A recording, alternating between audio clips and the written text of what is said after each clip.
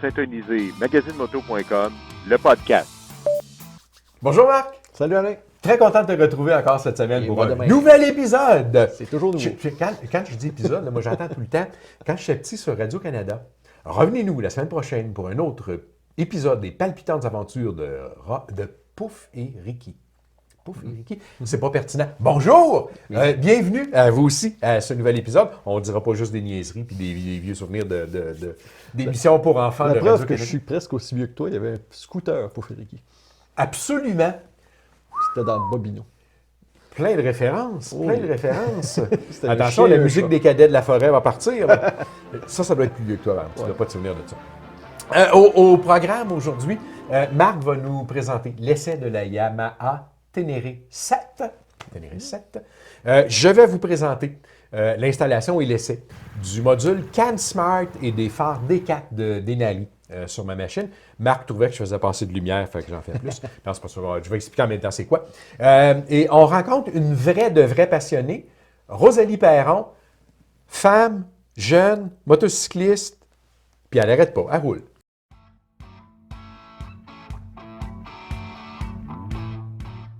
Cette saison du podcast magazinemoto.com vous est présentée avec la collaboration de nos partenaires extrêmelimite.ca, en magasin comme en ligne, partout, tout le temps, ainsi que la Fédération motocycliste du Québec et les cours Motopro.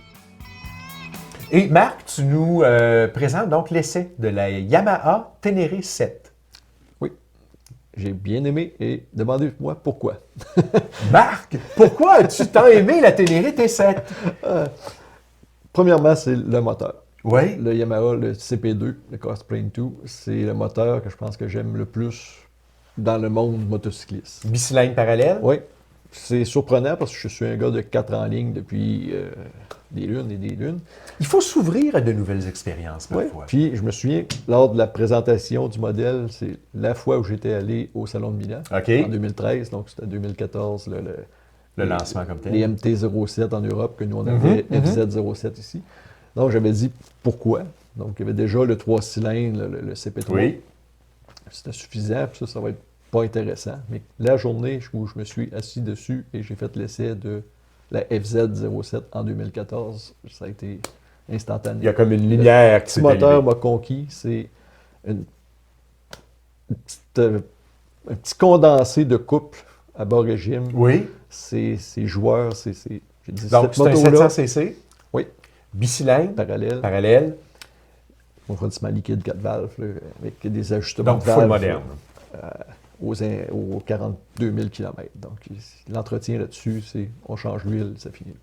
Donc, je m'étais dit, avec ce moteur-là, Yamaha, ils ont des possibilités à l'infini. Ils peuvent s'en servir pour faire une moto standard, sportive, touriste, Une routière. aventurière. Bien, ils sont rendus à 5 modèles avec la même moto, avec le même moteur. Le même moteur, la même mécanique. Donc, au Canada, on en a 4.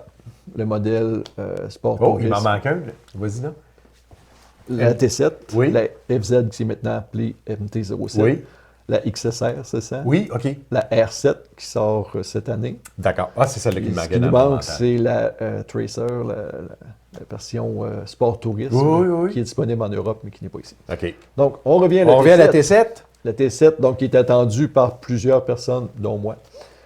Pandémie nous a ralenti un peu, donc on l'a eu comme une année un peu en retard Oui, versus la lancée, mais est arrivé en mi-saison au Canada, puis c'était tous des modèles qui étaient déjà réservés là, par les consommateurs qui avaient À guichet fermé. Oui, qui À avaient guichet flairé fermé. l'aubaine parce que c'en est une. C'est une machine, on va dire, d'entrée de gamme dans les motos sport-aventure. Oui. Donc une 700, plusieurs vont dire que c'est pas suffisant. Dans mon livre à moi, mon stand, c'est amplement suffisant pour faire des chemins de gravier et autres chemins accidentés. Regarde, c'est parfait. Le poids, c'est 450 livres tout plein fait. C'est pas un poids plume comme je les aime, donc je suis plus dans des petites cylindrées. Parce que j'ai pour moi dire, si je vais à quelque part, je suis pas capable de me retourner sur le pouvoir de la moto ou le pouvoir des bras de Marc. Je suis dans le trouble, donc j'essaie d'avoir le plus léger possible. Mais en prenant une moto comme ça et en restant dans des sentiers, on va dire balisés, c'est pas un problème. Donc, 450 livres, tout plein fait, mais pas d'équipement. Donc, si on l'équipe avec des sacoches et on remplit les sacoches, ben, tu sais ce que ça peut faire. Oui. On s'organise pour l'alléger quand on veut la sortir du trou. C'est Je une sais moto vraiment pas à quoi Marc fait référence. que j'ai essayé. Comme pour les autres semaines, on parlait des KLX. Même Oui. principe que j'ai fait avec la Ténéré. Donc, je l'ai essayé aussi sur la route. Sous toutes ses facettes. Oui, l'autoroute, de la ville, d'aller-retour au travail, du chemin de terre, du chemin de sable, du champ de patates, qu'on peut Ah, dire. ah, Puis un petit peu de chemin rocailleux. Donc, Elle fait un job partout. partout. Ce qui peut limiter, c'est les pneus. Les pneus, c'est des Pirelli Scorpion Rally STR. Ils sont adaptés un peu à tout, mais pas à l'extrême dans leur hors-route. Donc, c'est des pneus que dans le sable ou dans la boue consistante, Oui, oui. ils vont s'en remplir Ils vont se bourrer un souvent, peu. puis ils vont devenir assez glissants. Sur l'asphalte, c'est très, très bien. J'ai fait de la conduite assez sportive avec. Je suis allé faire mon petit chemin préféré à la cadence que je le fais avec des motos sportives. Avec ces pneumatiques-là. Oui, puis aucun problème. C'était très, très, très bien. Je ne suis pas réussi à me faire peur. Les vibrations sont très bien contrôlées. Donc, le même moteur. En fait, il doit pas. Il est similaire à ceux que moi j'avais déjà essayé C'est dans ça. l'autre mécanique, il vibre très peu. En fait, il est parfaitement équilibré ou presque. C'est vraiment pas un problème. Certains m'ont dit que la selle n'est pas confortable. C'est sûr que c'est pas une moto qui se roule assis à la longueur de jour. C'est une moto aventure. Donc, si Tu es tu censé fais- te lever une fois de temps en Je suis temps. supposé conduire debout, puis en position debout, justement, comme on peut le voir sur une des photos, ça va très, très bien. Le petit saut de vent, justement, est très bien adapté à ça, soit assis ou en position debout. La turbulence assis, c'est aucune dans mon cas, en tout cas, il n'y a aucun problème. Debout, la moto se contrôle en serrant les genoux sur le réservoir. Il y a vraiment... c'est adapté pour une conduite là, de hors-route. Puis je note que le guidon est aussi bien placé parce que la relation, même quand tu es C'est ça. debout dessus, C'est très, très, très bien. l'ergonomie est bonne. Les suspensions, c'est bien, mais c'est pas calibré pour faire de l'extrême. Donc, OK. c'est souple, c'est beaucoup d'ajustements, mais beaucoup l'ont critiqué justement pour être un peu trop souple. Une fois qu'on charge, tout ça, on atteint les limites de suspension. Mais encore là, c'est pas une moto haut de gamme dans la catégorie. C'est une moto entrée de gamme, puis pour quelqu'un justement là, qui peut s'amuser à moindre prix. Qui pourrait être vu un peu comme une excellente moto d'initiation, par exemple. OK. Dans le style, c'est très, très, très bien. Good. Puis bien équipé. Donc, on voit qu'il y a déjà une plaque, là, en anglais, une skid plate. Donc, un sabot protecteur là, du moteur que j'ai testé. Ça a fonctionné. Il n'y avait pas de protection pour le carénage. Donc, j'ai retenu mes ardeurs, surtout dans des sections comme ça. Là, dans le bas de la photo, qu'il y a du sable. Donc, c'est vraiment faire attention. Sur le gravier, comme ici, aucun problème. Les pneus, c'était prévisible, tout ça. Mais dans le sable, l'avant cherchait à chasser un peu. Là, Puis tu disais que c'est un moteur qui est coupleux. Oui. Pour la cylindrée qu'il a, là, il est, Oui. ça veut dire qu'il n'est pas porté à le faire virer trop vite pour rien, mais tu peux le travailler sur le couple, donc sur un rapport peut-être plus élevé Oui. même. Puis tu n'es pas obligé de jouer du sélecteur. C'est justement, tu es en quatrième, tu donnes ça. Il ne veut pas te mourir dans les mains. Oui, Ça excellent. tient. Excellent.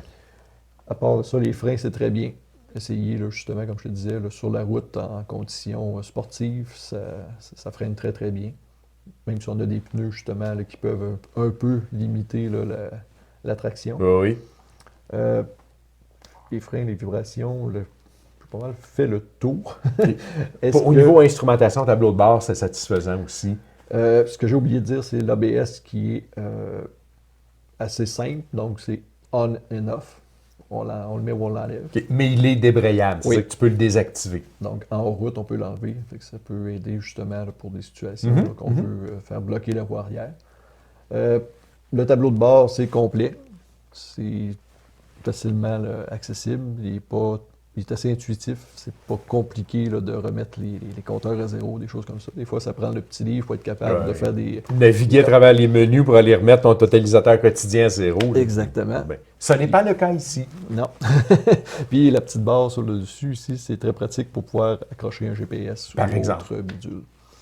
C'est bien pensé. C'est une moto là, qui qui a pris du temps à nous arriver. Oui, oui, oui. On l'a attendu longtemps, mais c'était très L'attente en valait la peine. Oui. Good. Un très bon rapport qualité-prix. Donc, Yamaha. On recommence. Yamaha Ténéré, c'est parce qu'il y avait un R qui s'en venait. Yamaha Ténéré 7. 7 pour 700. Et approuvé par Marc. Imagine-toi donc que je vais te parler de lumière et de contrôle des lumières. Alors, j'ai une grosse BM, là. Moi, je les aime grosses, toi, tu les aimes petites. Une 1200 GSA, en veux-tu, en voilà. Toutes ces séries de BMW-là, comme de plus en plus d'autres motos. Alors, les Goldwing chez Honda, puis ça s'en vient chez d'autres aussi. À peu près tout ce qui se fait chez KTM. Ce sont des machines qui ont plus de circuit électrique, comme on est habitué de le travailler depuis des générations. Mais c'est des systèmes où il y a un CAN bus. C'est un réseau informatique qui gère l'électricité de partout à partir d'une unité centrale. Entre autres, si le véhicule est capable de vous dire « ton clignotant arrière droit est brûlé », il y a de fortes chances qu'il y ait un réseau, un CAN bus dedans.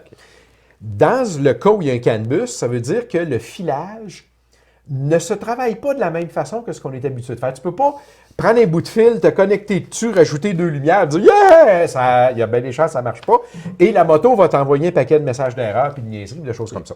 Tu es en train de me dire que M. Bisounage a eu du fun à installer ses lumières? Ben ça, monsieur Bisou. Moi, ça, by the book, je l'ai fait de la façon dont il faut le faire, c'est-à-dire avec un module d'intégration, OK? Qui... je peux-tu ouvrir une parenthèse rapidement où ce que je vais faire, voilà, module d'intégration. Alors, c'est le CAN Smart de Denali. Ce bidule-là se connecte au réseau informatique de la moto et ensuite, de nouveau au réseau. Donc, il vient s'insérer, si tu veux, en série dedans. Il a la particularité de ne pas altérer les signaux. Donc, ce que la moto se dit à elle-même se rend à elle-même.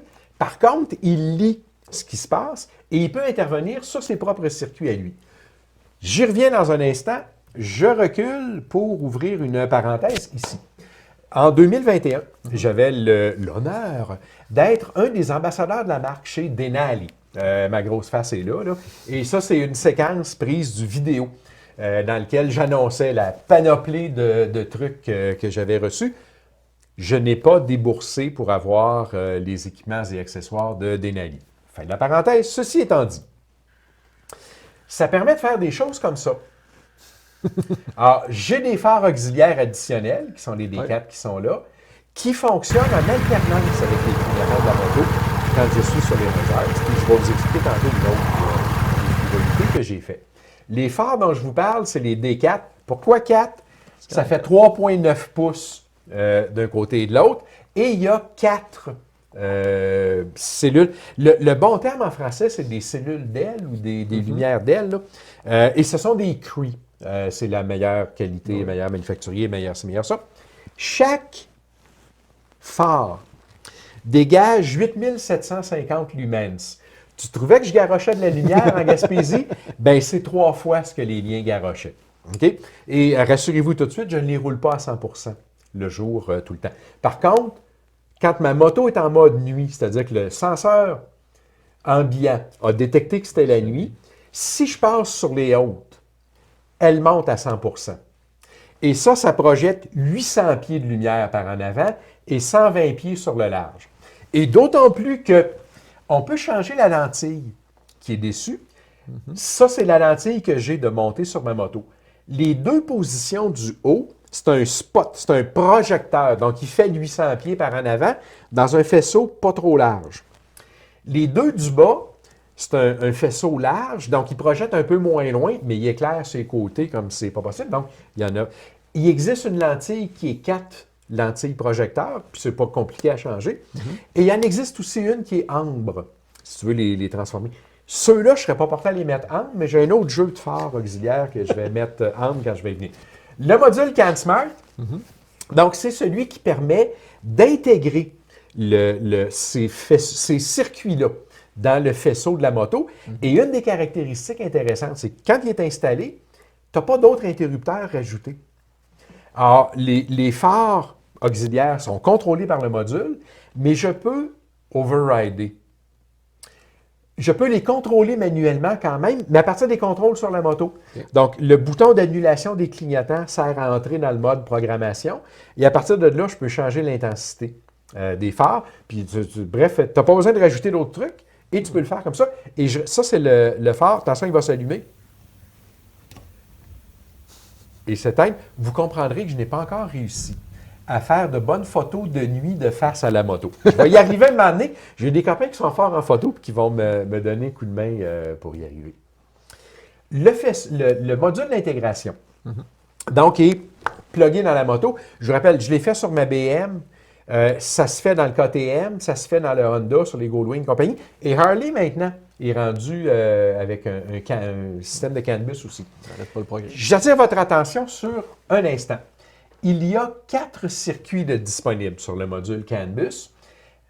Les 2 autres fils, c'est un qui est connecté à l'ordinateur de la moto et l'autre qui retourne l'information. Donc, on vient ouvrir le circuit, se connecter dedans. Je répète, le module n'intervient pas sur les signaux de la moto. Il les lit et il se gouverne en conséquence. Je vous fais remarquer un truc parce que tantôt, c'est pas ça que j'ai fait. Les circuits disponibles permettent, par exemple, sur un circuit, de contrôler 2 phares, une paire de phares. Donc, si tu prends 2 circuits, tu peux contrôler 2 paires de phares. Il y a d'autres façons de faire. Ce n'est pas ce que j'ai fait et je vais vous expliquer pourquoi tout à l'heure. Et ça va... non, vous le remarquerez, tu le remarqueras peut-être, puis je l'expliquerai à ce moment-là. Donc, ça, c'est ce que ça donne en configuration jour régulier normal.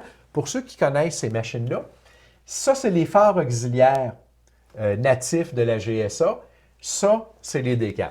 Et là, ils ne sont qu'à 60 %. Ils n'aveuglent pas. Je les ai orientés comme il faut, puis le flux lumineux est modulé correctement. Mais j'avais déjà des phares sur ma moto et j'avais déjà un dispositif d'une autre génération. La préparation, ça a d'abord été de déshabiller ma moto. Ce qui veut dire de la déshabiller pas mal. Tu ne les reconnais pas, là, mais ça, c'est ceux que tu trouvais qui éclairaient déjà. Alors, ils ont été arrachés, puis elle est pas mal tout nue. Le pire, c'est qu'il faut que je la redéshabille dans quelques semaines pour faire d'autres installations dessus.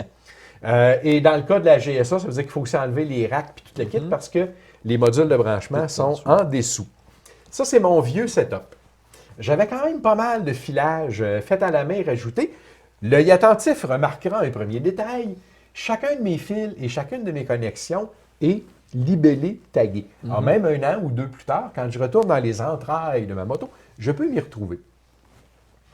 C'est la vieille installation, juste avant que je l'arrache. Donc, ça, c'est l'installation telle qu'elle était.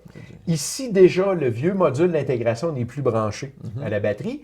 Puis j'ai rajouté, parce que dans mon filage à moi, j'identifie un côté des connecteurs. Mais là, comme j'allais les défaire, j'ai identifié aussi l'autre côté pour savoir où c'est que je m'en allais. Parce qu'il y a certains accessoires qui étaient déjà sur ma moto, alimentés par le dispositif de la génération précédente, qui sont demeurés là et que je voulais pouvoir reconnecter de la même façon sur le nouveau module. Alors ça, c'est ce que j'ai enlevé de la moto. Donc, mes vieux phares, le vieux module, un paquet de connecteurs et mon câblage que j'avais fait moi-même, qui a quand même fait 2 saisons complètes, sans aucune anicroche, sans aucun... Bravo, Alain. Maintenant, voici. On commence la nouvelle installation. Et là, les petits yeux, plus vite que d'autres, vont remarquer rapidement, t'en as pas un module, t'en as 2. Alors, effectivement, j'ai 2 modules CAN Smart. C'est pas nécessaire, là, c'est dans mes frivolités du mental, mais je vous explique pourquoi. Tantôt, je vais vous montrer que le module permet de contrôler soit une paire de phares sur un circuit, donc un circuit alimente 2 phares. Il y a 2 circuits qui peuvent donc alimenter 2 paires de phares. Mais encore, ce qu'on peut faire différemment, c'est alimenter un côté avec un circuit, l'autre côté avec un autre circuit. Donc, j'ai 2 phares qui sont chacun sur des circuits distincts, ce qui permet donc d'avoir des comportements différents pour le phare gauche et le phare droit. C'est ce que je faisais.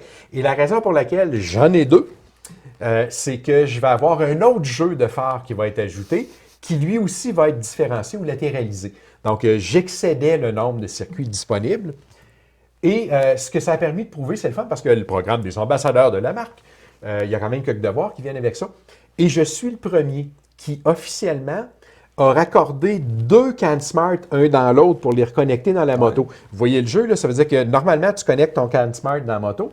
ben là, j'ai 2 CanSmart chaînés l'un dans l'autre et reconnectés dans la moto, et j'ai des trucs sur les 2. Et ça fonctionne à merveille. Une fois que l'installation est faite physique, tu as fait ton câblage, tu as fait le kit, il faut connecter le CanSmart une première fois à un ordinateur. Pourquoi? Ben, il y a du logiciel là-dedans. Alors, la première chose, c'est une mise à jour du logiciel.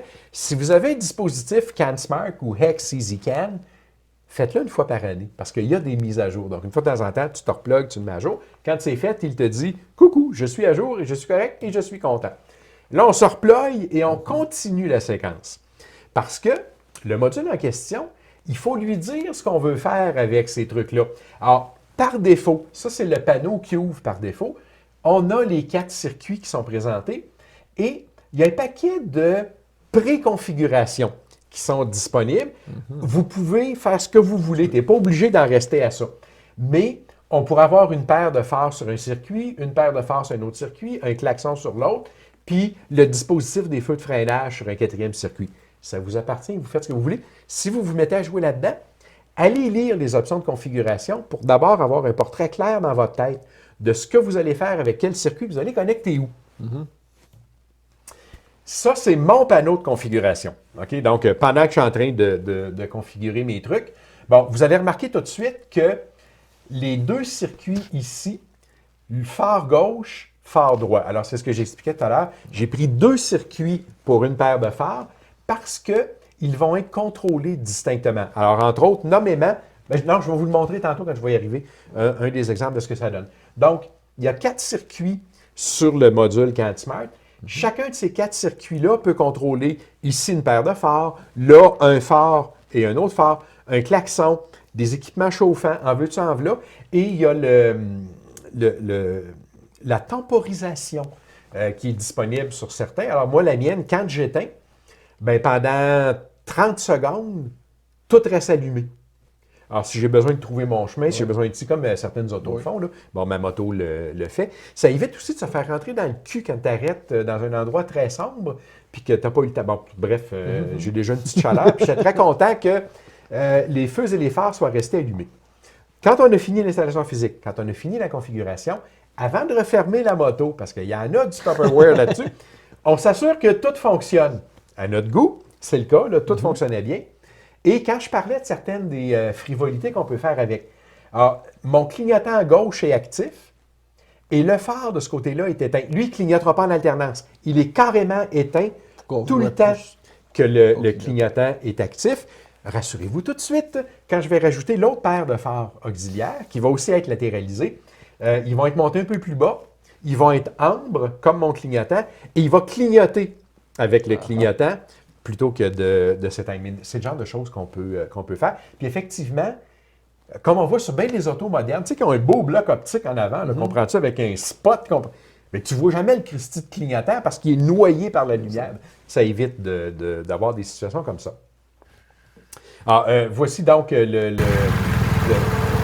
options, c'est de faire clignoter en alternance avec des hazards. Ça, l'anecdote, c'est qu'à un moment donné, j'étais pogné dans une zone de travaux, il y a une file d'auto, tout le kit, il faisait vraiment pas beau. Le policier est venu me demander de me placer pour arrêter le trafic parce qu'il y avait une courbe et j'étais plus visible que lui ne l'était. Puis là, c'est rien, il n'avait pas vu le derrière de la moto encore. Quand il a vu le derrière de la moto, j'ai un setup similaire et aussi attirant pour l'œil en arrière de la moto. Puis encore là, grâce au dispositif CanSmart. Ça, c'est juste les D4 qui sont allumés. Okay? Ça projette de la lumière. Puis comme je disais tantôt, moi, les 2 lentilles du dessus, c'est les projecteurs. Les 2 d'en bas, c'est le faisceau un peu plus large. Question comme ça. Oui. Tu peux-tu bypasser la lumière de la moto, la lumière d'origine, fonctionner juste là-dessus, dans ton setup? Non. Et là, par défaut? Elle est là par défaut. Et je ne vois pas comment je pourrais ne pas faire allumer le phare. OK. Non. Non, puis pour ça, puis le module... on revient une seconde. Je pourrais toujours y arriver, Marc, mais je n'ai pas envie de le faire, en sortant le phare du circuit normal de la moto et en le reconnectant sur un des circuits du CanSmart. Mais là, à ce moment-là, la moto, elle, va venir folle parce que l'ordinateur du CAN bus va dire « Hey, je trouve plus ton phare ». Puis ça serait même illégal. Tu n'as pas le droit de découpler le phare de la moto de l'allumage au Canada. Sur une moto de route, elle est homologuée comme ça. Ne faites pas cela. Et là, j'attends de savoir si je suis renouvelé dans le programme d'ambassadeur pour 2022. Il y a tout un mécanisme en arrière, fait que j'ai bien hâte de voir et de savoir si je vais y être encore. Je voterai pour ta candidature.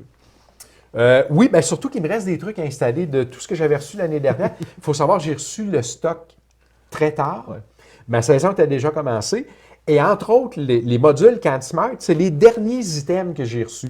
Puis il n'était pas question que je déglingue ce que j'avais déjà sur la moto pour installer du nouveau sans avoir les CanSmart. Fait que j'ai attendu d'avoir les CanSmart. Et merci Michel Côté pour la photo. C'est en abordant, en s'en allant vers Oatman. En bas de la 66, là, on est là. C'est lui qui a zappé la photo. Donc, c'était Denaï, CanSmart et les phares des Can. Mais là, on s'en va rencontrer Rosalie Perron, que moi, j'ai eu le plaisir de rencontrer, mais à distance, avec les outils technologiques de la plateforme d'Orbe, toute la kit, là, ce qui fait qu'elle n'est pas live à côté de moi, mais elle est à travers la technologie. Ça demeure intéressant et un peu impressionnant. Je vous rappelle, c'est une jeune femme. Elle a à peu près 2 ans de moto dans le corps. C'était sa deuxième année. Et contrairement à bien du monde, elle ose partir. Elle n'attend pas qu'il y ait quelqu'un d'autre autour pour partir. Puis, ben, elle arrête quand il n'y a plus de route. Fait que je m'en vais rencontrer Rosalie, puis j'en reviens. Salut. Bonjour, Rosalie Perron. Bonjour Alain, est-ce que ça va bien? Ça va très, très bien. Je suis très content de te recevoir. Je te remercie de te prêter au jeu de rencontres passionnées dans notre studio virtuel. Merci à toi pour l'invitation. Hey, d'entrée de jeu, à part de rouler en moto, qu'est-ce que tu fais dans la vie? J'aurais tendance à dire que je suis très tranquille, mais si on parle de job, je peinture des bateaux pontés chez Bateau Prince Craft. OK. C'est toi qui peintures ces bateaux-là avant qu'ils sortent de l'usine. Oui, puis contrairement au bateau de pêche chez Prince Craft, le bateau ponté, lui, il est entièrement peint au complet. OK. Donc, fait que c'est vraiment de la grosse job. Là, je passe un bon 4 heures en tout à faire ça. Juste par curiosité, parce que c'est un domaine que je connais absolument pas, est-ce que ce sont des peintures ou des apprêts ou des finitions particulières de type marin ou marine, considérant l'usage que c'est un bateau après? Oui, j'imagine que ce n'est pas la même peinture qu'en automobile, par exemple? Non, c'est ça. La peinture a été choisie justement pour résister à l'eau, résistante en partant que si tu es sur l'eau, tu reçois des vagues. Faut que ça résiste, là, parce que je veux dire, tu veux pas la moindre affaire qu'avoir un éclat sur ta peinture. Puis je veux dire, ça serait. On s'entend que c'est en aluminium, évidemment, nos bateaux, mais ça reste que c'est pas une bonne affaire d'avoir ça dans l'eau tout. Puis j'imagine qu'un coup que tu en commences un, tu dois être relativement tranquille dans la chambre à peinture pendant un bout de temps. Oui, moi, d'après moi, je suis la plus solitaire à ma job. Quand j'en parle à mes amis, je suis tout le temps en train de dire, je suis dans mon petit trou tout seul, puis je veux dire, je parle à personne. Là. Je veux dire, si quelqu'un n'a pas une question à me poser ou tu peux-tu réparer ça, moi, je pourrais être seule dans l'usine, ça ne ferait pas de différence. Et pour le bénéfice de nos auditeurs, on ne s'est jamais rencontrés en personne.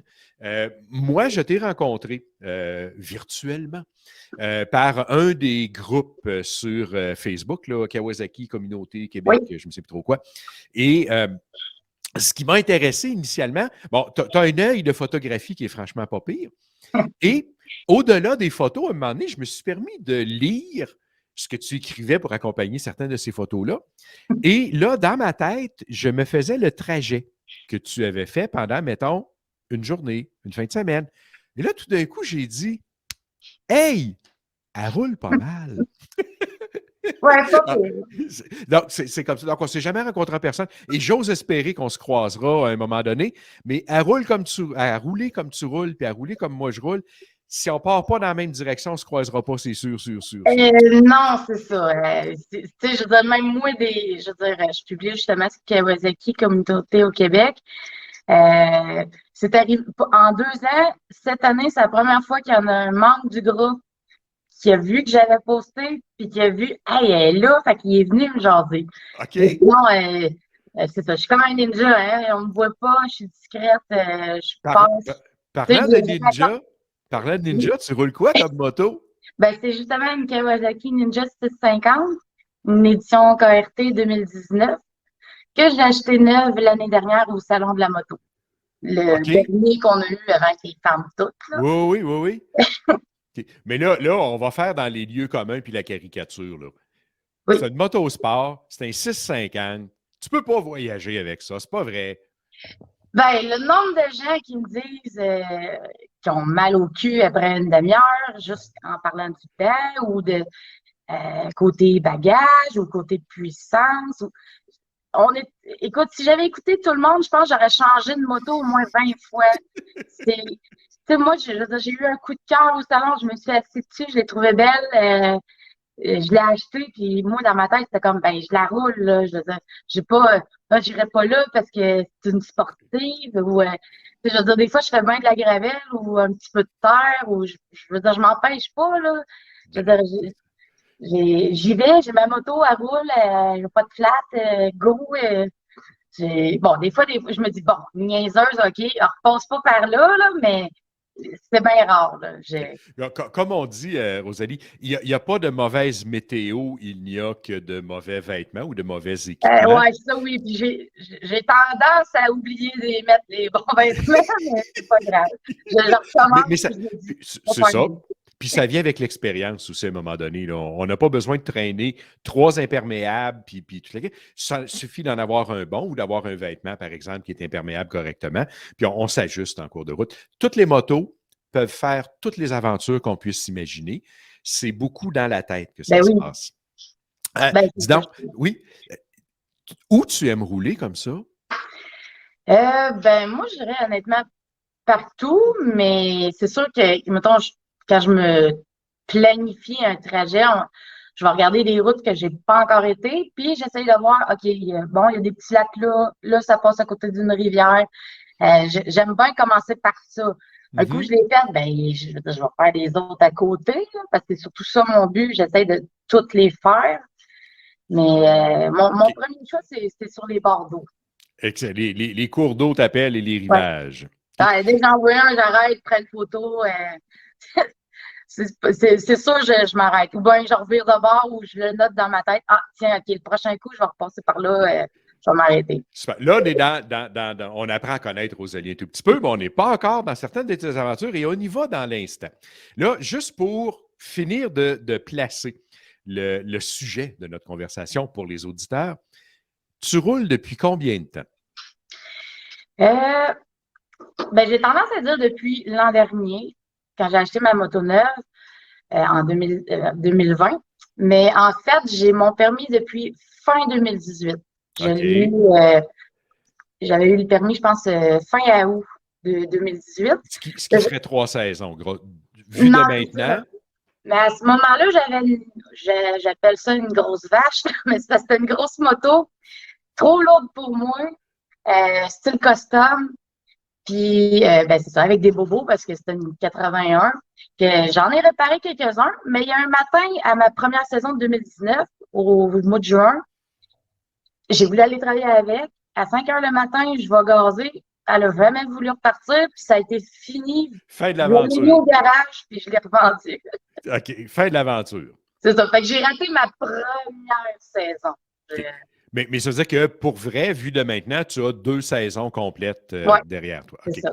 Et par curiosité toujours, l'année dernière, tu as roulé combien de kilomètres?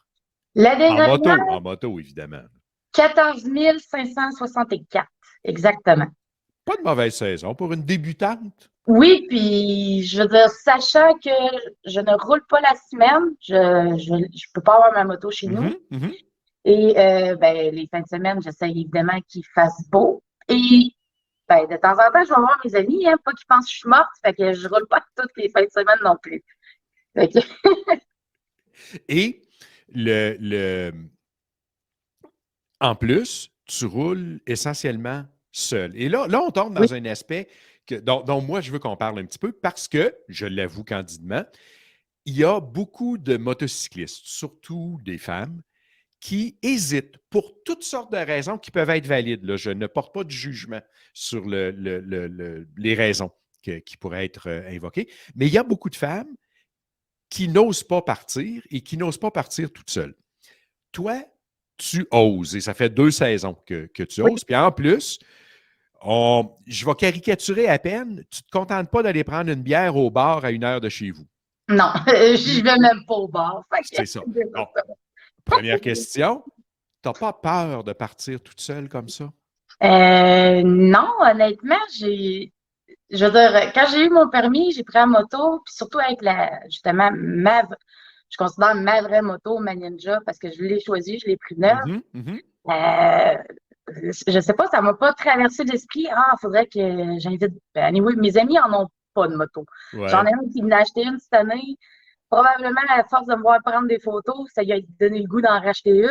Puis il y en a un qui s'en loue une fois par année, venir faire une bonne ride avec moi, mais sinon, c'est tout. Fait que j'étais comme, bon, j'ai personne. Puis je suis déjà plus quelqu'un dans ma bulle toute. Fait que je me voyais pas poster, ah, y a-t-il quelqu'un qui veut venir rouler ou y a-t-il quelqu'un qui cherche quelqu'un? Fait que moi, c'était comme, ben là, c'était quand je suis seule. Fait que si je veux rouler, ben go. Et sinon, on m'a resté, m'a la regarder dans la cour, là. Parce que je connais la réponse qui va venir un peu plus loin, je me permets quand même de poser la question, mais tu n'es pas obligé de donner les détails dans la réponse à ce moment-ci. N'as-tu pas rencontré des mésaventures à un moment donné dans tes aventures? Ben, écoute, les mésaventures que j'ai eues, c'est ça, la météo. Là, on va dire que moi, j'essaie qu'il fasse beau ou un petit peu de pluie, mais je sais que je vais tellement rouler qu'il m'a séché, là. Mais Mhm, mhm. j'avoue qu'il y a au moins deux fois que c'est comme, OK, niaiseuse, là, t'aurais dû arrêter de mettre ton imperméable, même si c'était déjà un petit peu trempe, tellement que ça a mouillé vite. Ben, je dis ça de même Oui, dans le sens oui, que oui, ça a oui. tombé one shot, là, mais ouais, Puis, sinon, en fait, moi, c'est parce que. oui. Vas-y, excuse-moi. Vas-y, excuse-moi. Ben, je veux dire, dans le sens, c'est surtout météo, là. Je veux dire, j'ai pas eu de panne de batterie. Je veux dire, la moto est neuve, j'espère, j'en aurais pas. Ni de flat ou ces affaires-là. Pour ce côté-là, mécanique, bien chanceuse. OK. Puis, il n'y a Moi, pas c'est un juste la ours. moto. Il n'y a pas un ours qui a essayé de t'attaquer en quelque part. Il y a pas... Ouais, il a traversé le chemin en se dantinant, on va dire, puis il faisait noir, puis j'étais contente que mes lumières éclairent bien, parce que Mhm, mhm. sinon, je pense que même gros de même, je l'aurais pas vu jusqu'à temps que je revole de tête.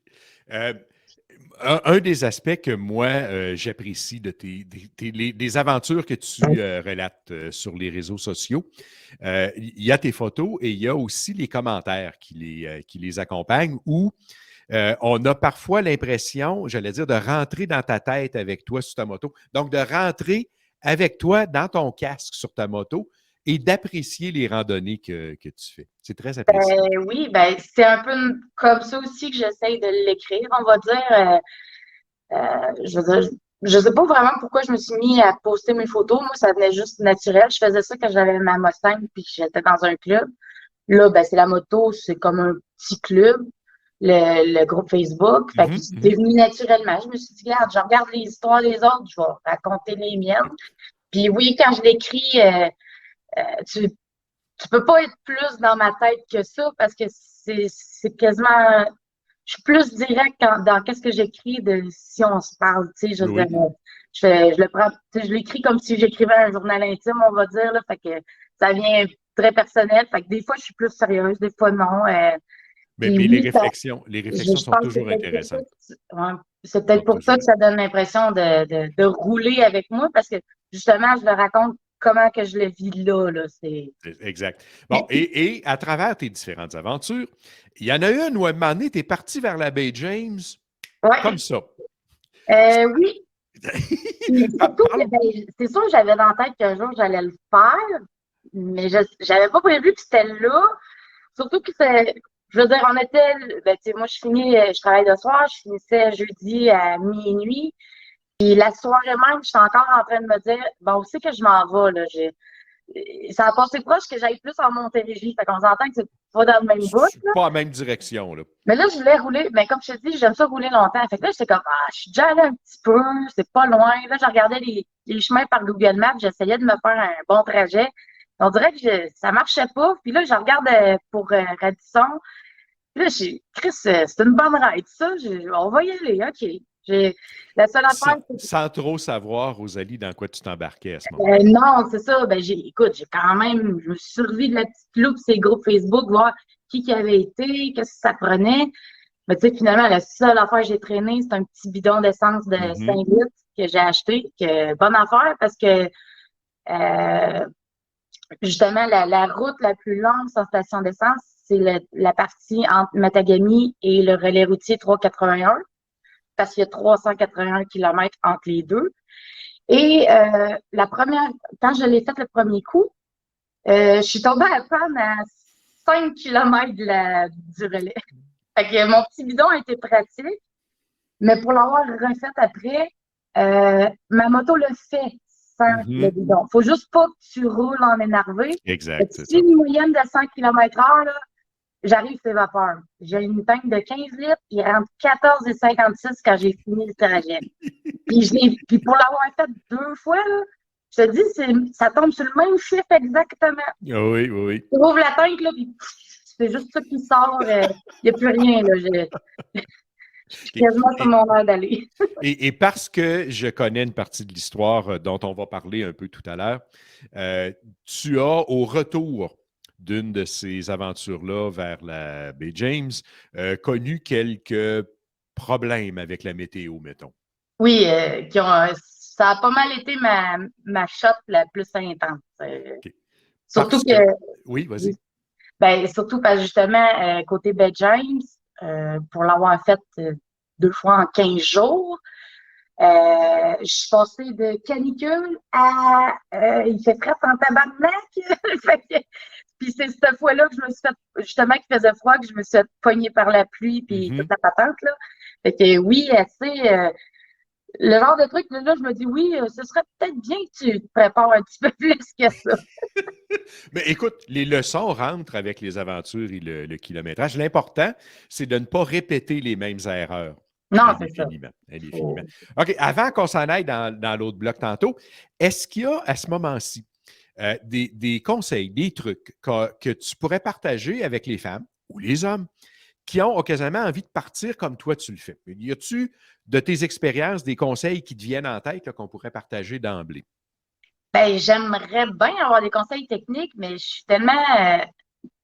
Écoute, la seule chose à part là, ma petite tente que je me suis achetée, je traîne une canne pour huiler ma chaîne.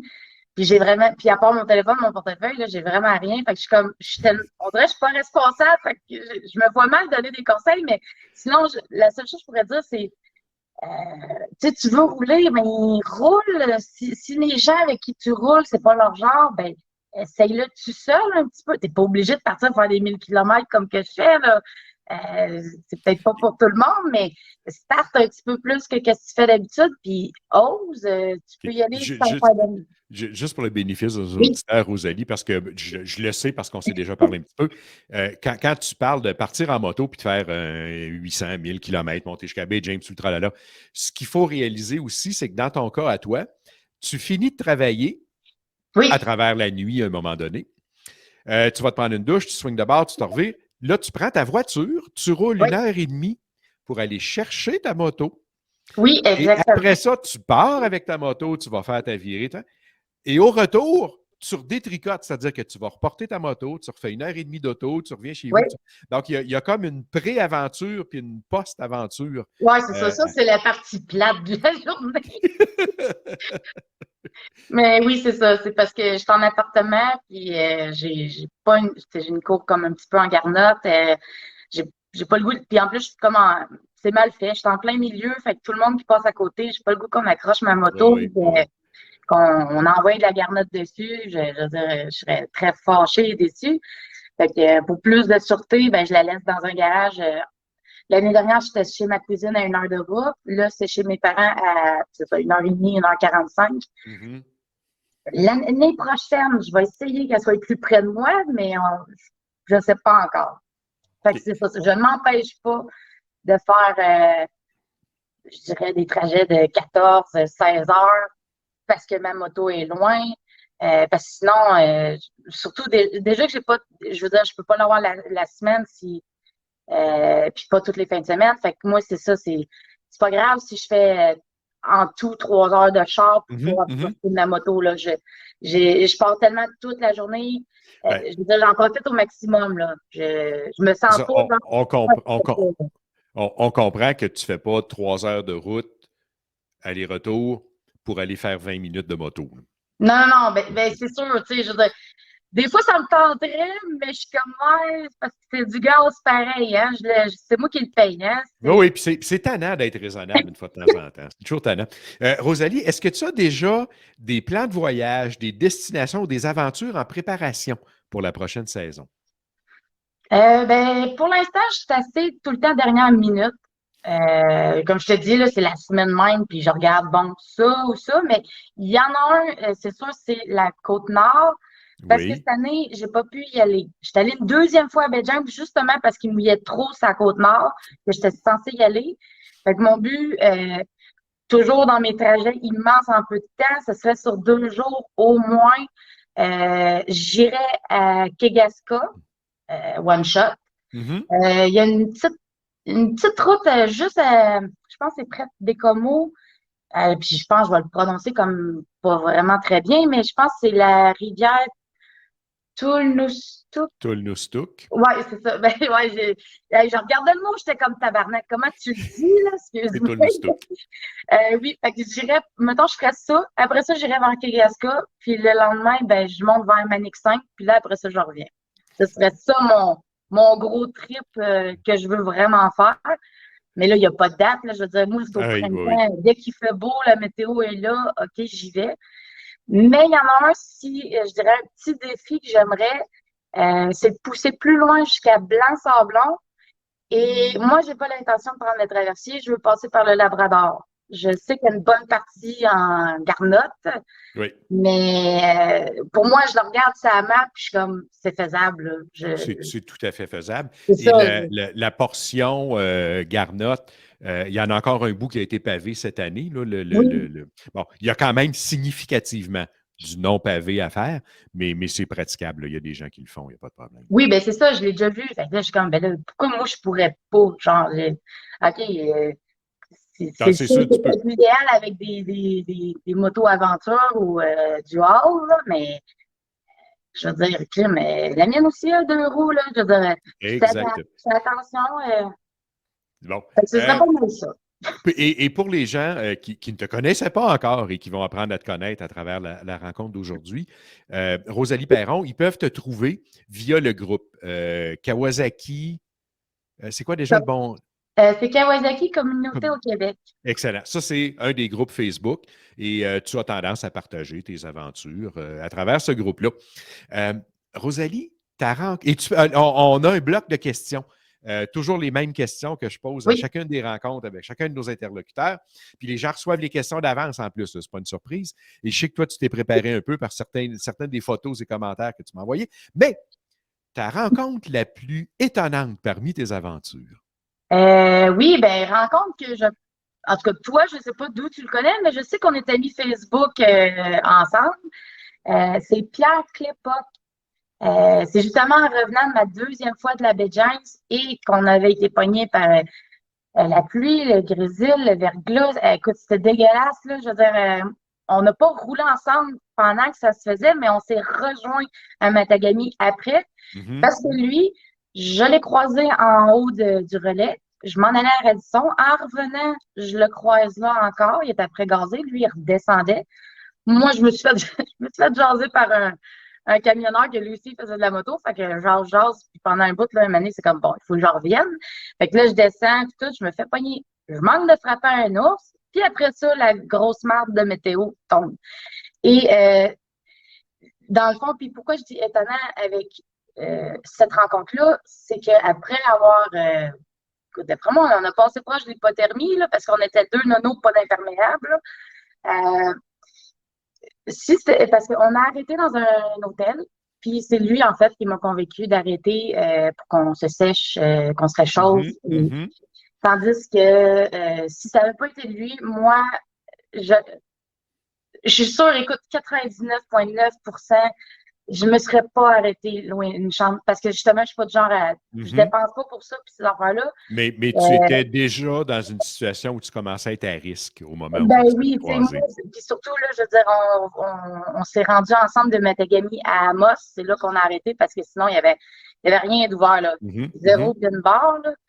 Puis, Et le Pierre en question, Rosalie, je ne le connais qu'à travers ton contact à toi. OK. Mais du récit de l'aventure, je comprends que c'est un gentleman et Oui. que c'est un motocycliste qui a un certain niveau de cohérence et d'expérience.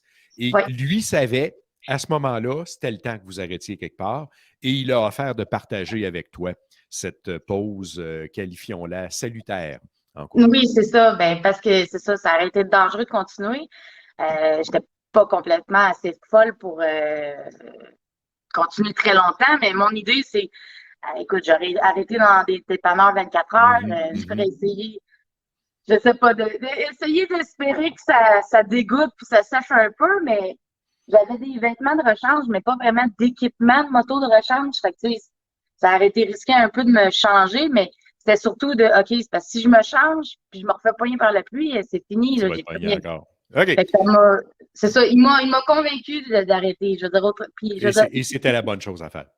oui, c'est ça. Puis un très bon monsieur, les bonnes valeurs. Lui aussi, il roule beaucoup, il prend des photos.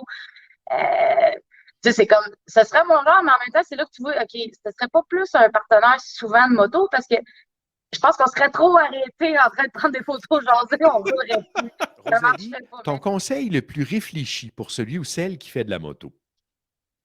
Ben déjà là, c'est d'être prudent, que ce soit idéalement ton habillement, ce serait le fun que tout le monde, ça leur rentre dans la tête, mais ton comportement sur la route, je veux dire, on le sait, il faut chauffer pour les autres, mais Mhm. il faut chauffer pour soi aussi. Fait que t'es censé apprécier faire de la moto. Fait que si t'aimes pas tant ça, je veux dire, à quelque part, c'est parce que tu le fais pas de la bonne façon, là. Je veux dire, fais-le pour toi, puis prends ton temps.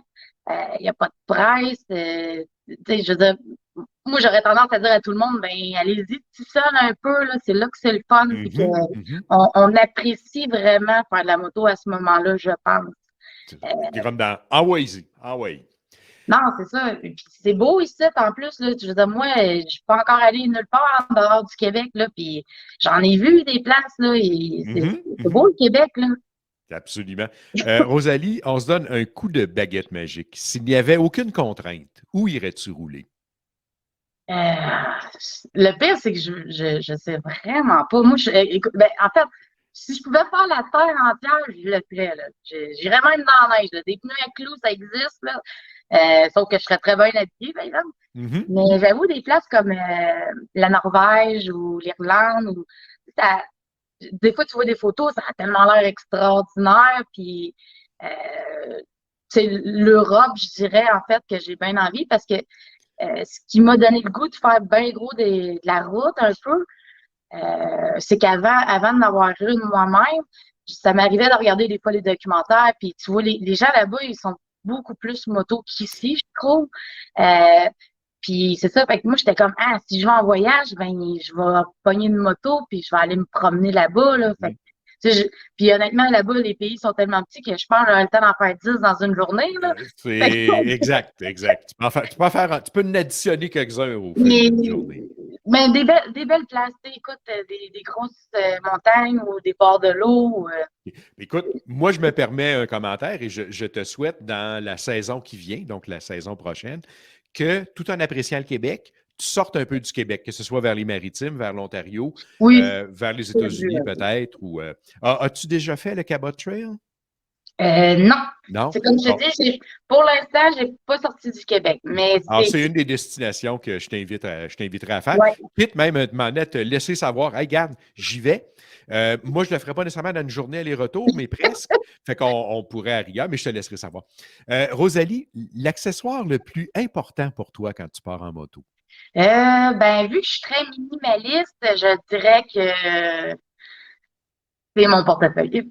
Mais en fait, je voudrais dire que ce serait mon appareil, mon cellulaire avec lequel Oui, je prends oui, mes oui. photos. Mais vu qu'il faut que je paye du gaz, ben, j'ai pas le choix de traîner le portefeuille. Malheureusement, c'est ça. Je suis même pas encore équipée si j'ai un petit flat, là. Je veux dire, je suis comme là, puis je pense que je croise les doigts, je touche du bois, puis bon, je vais essayer d'être plus responsable l'année prochaine, avoir le Mieux CA. préparé encore. Ouais, c'est Plus ça. mieux Mettons un préparé. minimum le CA, des fois que. Puis un kit à réparer. Tu roules avec des pneus sans chambre, Ouais. un kit de réparation de crevaison pour les pneus sans chambre. C'est pas dispendieux, c'est plutôt compact, ça se traîne facilement. Il faut l'essayer une fois avant la journée que tu en as besoin pour vrai. Il faut que tu aies essayé une fois, que tu sois avec les mèches ou les champignons. Il faut que tu l'aies travaillé une fois. Et ça prend, en dedans de 10 minutes, tu es reparti. Moi, je ne sais pas combien de pneus j'ai réparé pour du monde sur la route. Puis sérieux, là, en dedans de 10 minutes, ils sont repartis, puis les gens ne reviennent pas. Alors, Oui, je mais c'est ça. conseille. J'ai quand même regardé les produits, là. C'est juste c'est l'achat qui me Oui, reste à oui, faire. oui. Puis Mais il faut que ça fitte en quelque part sur ta moto aussi. Là. oui, c'est ça. Mais ben là, j'ai un bon sac pour mon kit de camping, là, mais des petites valises souples, ce serait un Mhm. prochain achat aussi Bonne pour idée. justement traîner ça. Rosalie, de tes aventures à date, quelle est la destination la plus intéressante ou la route la plus surprenante que tu as faite? Ben, si on parle, ben, c'est sûr, c'était particulier monter à la baie James, mais comme route vraiment comment je dirais ça, en termes de courbe, en termes de haut, de bas, tellement changeante que je te dirais c'est la 132. Moi, je Mhm. l'ai faite en 2 jours, la loupe au complet. Puis c'est magnifique, là. Je veux dire, t'en as pour tous les goûts, là. Je veux dire, tu peux pas la trouver plate, cette route-là. Je veux dire. Puis honnêtement, si tu as la chance, c'est vraiment de la faire au complet. Mhm. Mhm. La même fin de semaine, là, je veux dire, écoute, des fois, je m'arrêtais quasiment aux heures prendre une photo. J'étais comme, Chris, je me rendrai jamais, là. Mais j'ai adoré. Il faut que j'y retourne parce que la partie, moi, j'ai été, on va dire dans le sens horaire. Oui. Puis quand je suis revenue, la vallée de la Matapédia, je l'ai passé vite parce que je voulais justement pas me faire pogner pendant 4 heures sous la pluie. J'ai quand même eu de la pluie, mais au moins c'était moins long. Fait Et que j'ai c'est tellement beau, la vallée de la Matapédia, Oui, ben Rosalie. c'est ça. J'étais comme ça me faisait ça me dé- ça me faisait chier un petit peu de pas pouvoir m'arrêter dans cette place-là, mais Tu je peux vais y toujours y retourner. retourner. Ben, Voilà, c'est tu peux ça. toujours y À chaque retourner. fois, je me dis, regarde, c'est une raison d'y retourner. Absolument. Alors, mais Rosalie, je te remercie beaucoup, beaucoup, beaucoup d'avoir passé un moment avec nous. J'ose croire et espérer pour nos auditeurs et je pense particulièrement à nos auditrices que ça aura peut-être allumé la petite lumière qui fait qu'à un moment donné, quelqu'un ose prendre sa moto et partir seul, parfois, ou même avec quelqu'un, là, mais on peut partir seul et aller un peu plus loin que d'habitude. Ben, je l'encourage. Puis, tu sais, moi, je veux dire, quand je fais mes trajets, regarde, je prends Google Maps. Moi, c'était pas compliqué, là. Je veux dire, j'avais jamais exploré le Québec, là. C'était où j'habitais. Je me rendais, je faisais de l'autoroute la 40, puis je m'en allais à 2 heures. Je revenais. Tu sais, tu sais, ça fait con un peu d'être rendu dans la trentaine, puis d'avoir rien vu, là. Mhm. Ben, j'ai vu quand j'étais petite. Mais tu sais, c'est quand c'est gratuit, tu t'en souviens pas après. Fait que, Exact, exact. ça compte, pour moi, ça compte pas. Fait que c'est vraiment avec ma moto que j'explore. Puis je dirais, c'est ça. Mettons, tu prends Google Maps, je sais pas, moi, mets-toi dans une ville que tu t'es dit, j'aimerais peut-être y aller. Regarde comment ça prend de temps, quitte à faire un petit peu d'autoroute en premier pour te sauver un peu de temps.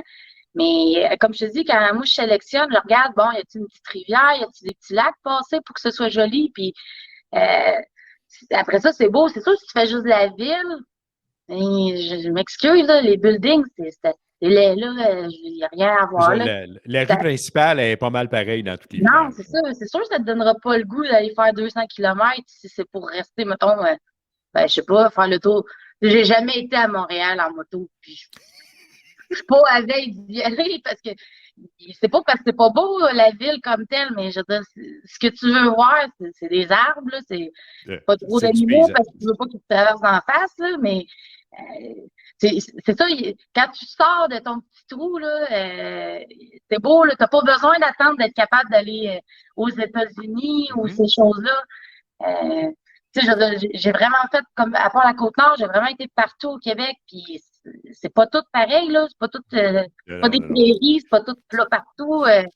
Alors, j'ose espérer, Rosalie, que notre rencontre inspirera un peu d'autres motocyclistes à prendre la route. Et encore une fois, je te remercie beaucoup, beaucoup, beaucoup. Bonne route et au Ben, plaisir de merci. se croiser sur la route un moment donné l'été prochain, peut-être. Qui sait? Oui, je vais regarder. Ben, je vois que tu organises des fois des petits voyages. Faut juste que ça concorde pour que, justement, j'ai pas d'enfant, j'ai pas de chum, mais j'ai deux chats qui s'ennuient après 2, 3 jours. Oui, oui. On Mais s'arrangera pour se fitter de moment donné. c'est ça.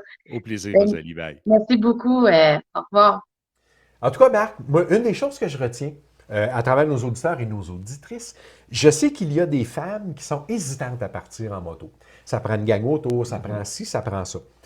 Elle est, dans sa façon d'agir, une des démonstrations que tu n'as pas besoin d'attendre après personne, puis tu peux partir.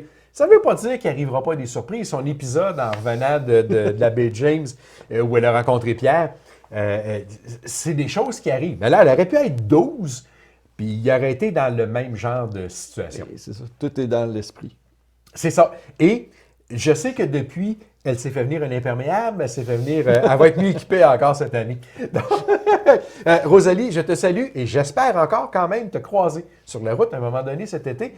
Mais comme je disais dans l'entrevue, Mané, pour qu'on se croise, elle puis moi, là, il va falloir qu'on aligne nos chemins à l'avance parce que sans ça, on ne se croisera pas. Merci d'avoir passé cet épisode avec nous, encore une fois. Merci à toi, Marc, et merci de nous suivre et d'endurer nos aventures et toutes nos affaires.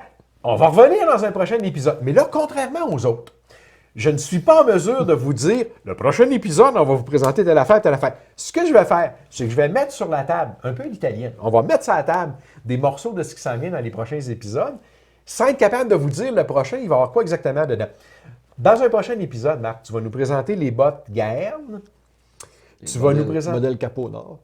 Plus précisément. Donc, Gaerne Capot Nord. Tu vas nous présenter un casque Bell, le... Moto 3. Moto 3, que tu portes fréquemment. Qu'on a vu sur les photos. Ben oui, on l'a vu dans des photos ici et là. Je vais vous présenter un peu de la même façon, au moins une ou deux autres destinations. Je vais vous inviter à venir puis peut-être à prendre connaissance des environs. On a une rencontre avec Laurence Labatte. Le point de vue de la passagère dans certaines aventures. Et son chum, c'est Thierry Muraton. Si vous vous souvenez de l'épisode de l'année dernière, ben c'est ça. Il roule pas mal lui aussi et elle roule pas mal avec. Et Laurence, elle est photographe. Elle fait des photos pas pires, fait que ça va être illustré Plus que pas pire. de façon intéressante. Rencontre aussi avec Sylvain Bergeron, le près de la Fédération motocycliste du Québec. Évidemment, on va parler de formation puis de tout ça. Puis on a plein d'autres affaires encore. Emmenez ça dans les projets. Dans les prochains épisodes. Fait que je vous invite à nous suivre encore. Au plaisir de vous retrouver. Soyez prudents. À la prochaine.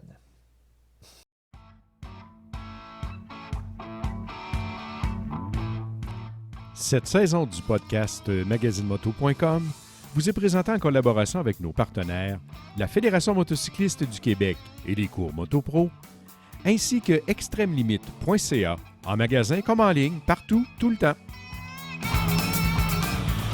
Le podcast magazinemoto.com est disponible sur toutes les plateformes d'écoute et de visionnement.